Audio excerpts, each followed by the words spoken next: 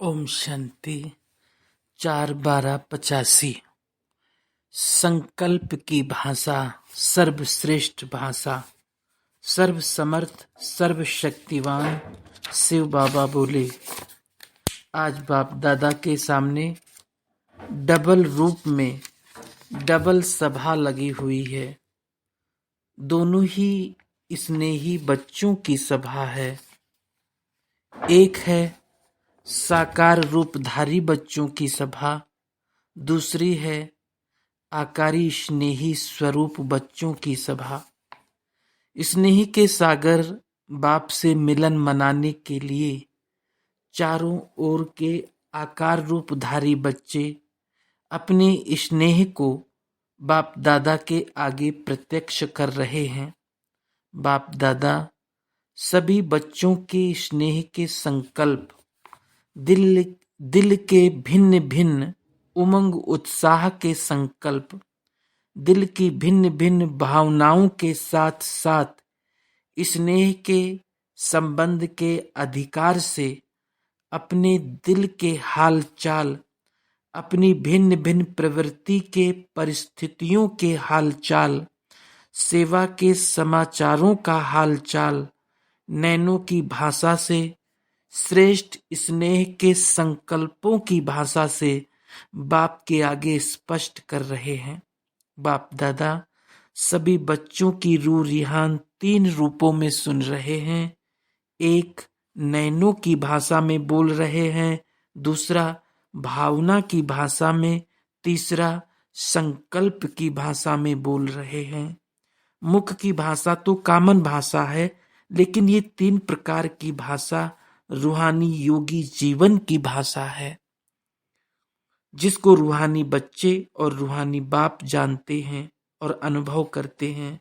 जितना जितना अंतर्मुखी स्वीट साइलेंस स्वरूप में स्थित होते जाएंगे, उतना इन 3 भाषाओं द्वारा सर्व आत्माओं को अनुभव कराएंगे। ये अलौकिक भाषाएं कितनी शक्तिशाली हैं। मुख की भाषा सुनकर और सुनाकर मेजॉरिटी थक गए हैं। मुख की भाषा में किसी भी बात को स्पष्ट करने में समय भी लगता है, लेकिन नैनों की भाषा इशारा देने की भाषा है।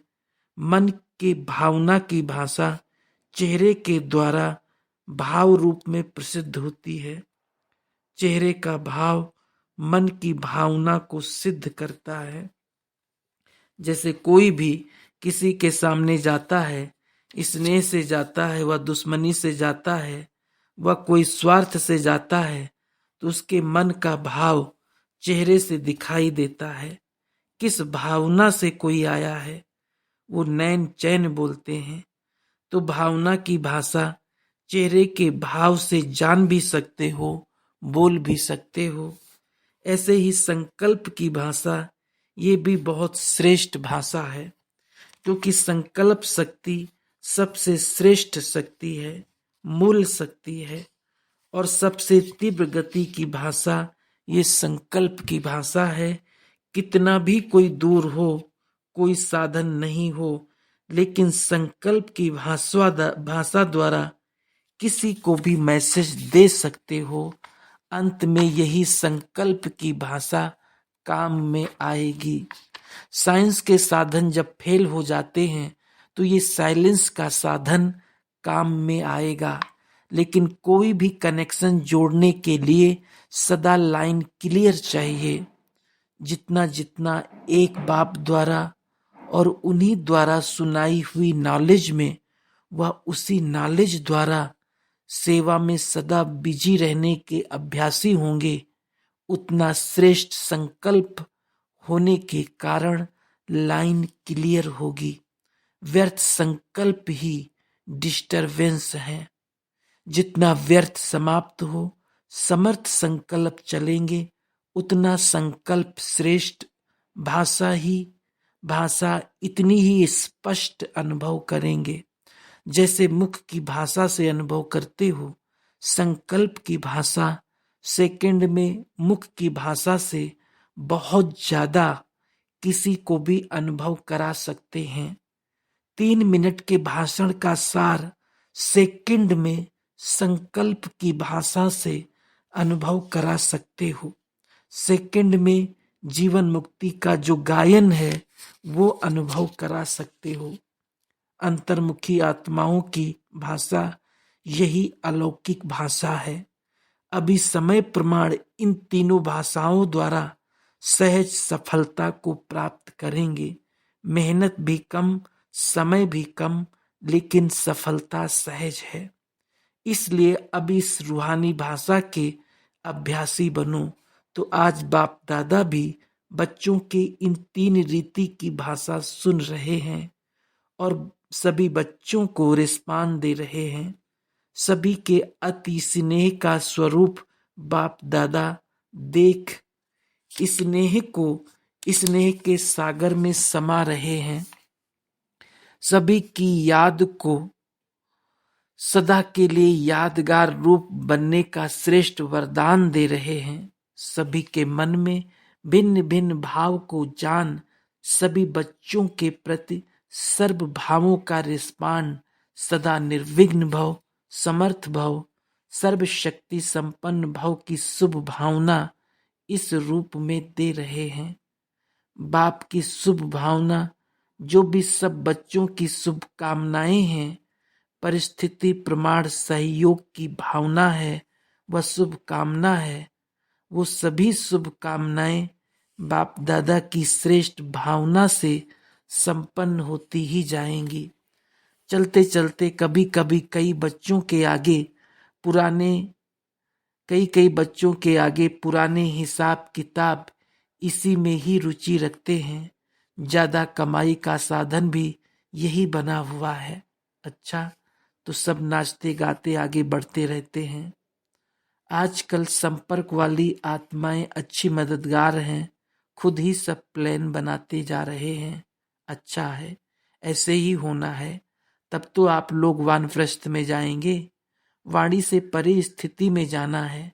दूसरे जब जिम्मेवारी उठाएंगे तब तो आप लोग वानप्रस्थी बन सभी को वानप्रस्थ में ले जाएंगे।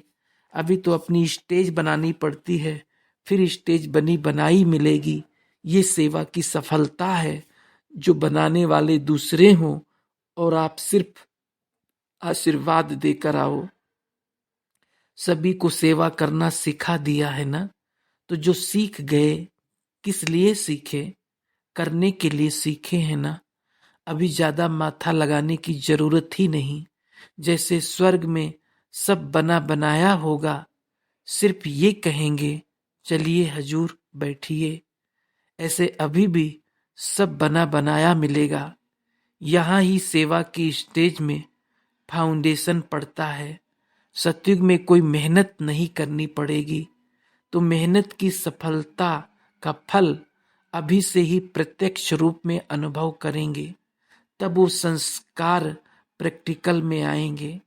अभी ज्यादा माथा लगाने वाली सेवा का स्वरूप ही बदलना है। जहाँ ज्यादा माथा लगाते हैं वहाँ ज्यादा स्वभाव का भी माथा टकराता है। अभी सहज स्वाभाविक रूप में सफलता अनुभव करेंगे। अच्छा, दादी की साथी बन गई, ये भी बहुत अच्छा किया, ये भी ड्रामा में पार्ट है।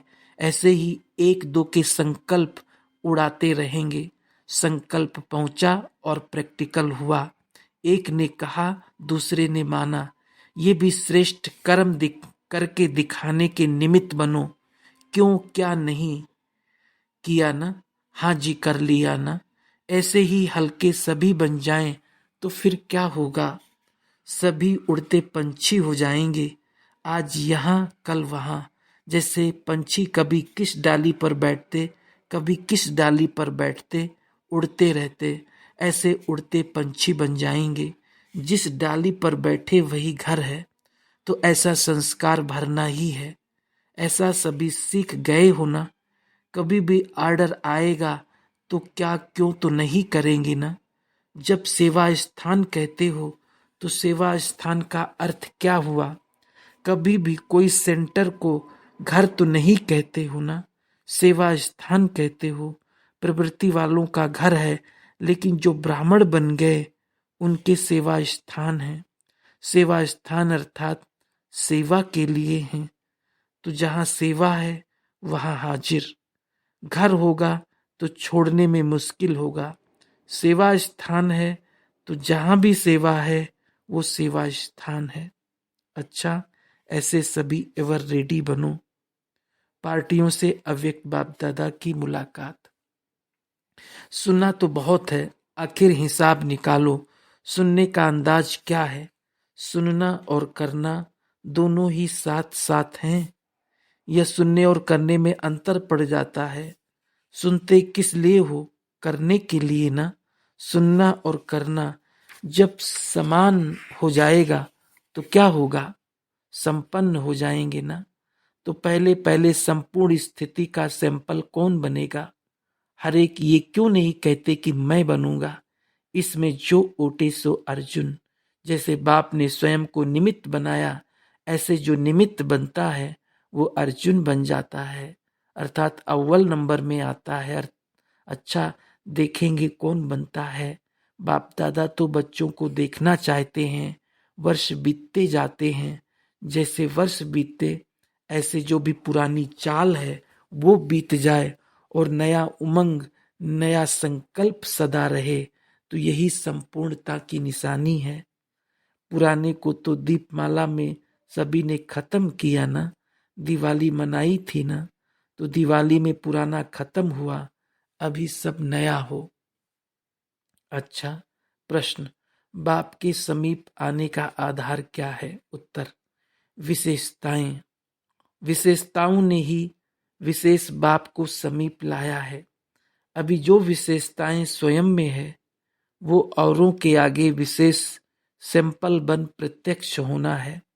जो विशेषताएं हैं वो सेवा के द्वारा वृद्धि को प्राप्त होती है। जो विशेषताएं बाप ने भरी है उन सब को सेवा में लगाओ। विशेषता को साकार में लाने से सेवा की सब्जेक्ट्स में भी मार्क्स मिल जाती है। अभी अनुभव सुनाओ, अपने पास सिर्फ नहीं रखो, अनुभव को सेवा में लाओ, तो औरों का भी उमंग उत्साह बढ़ेगा।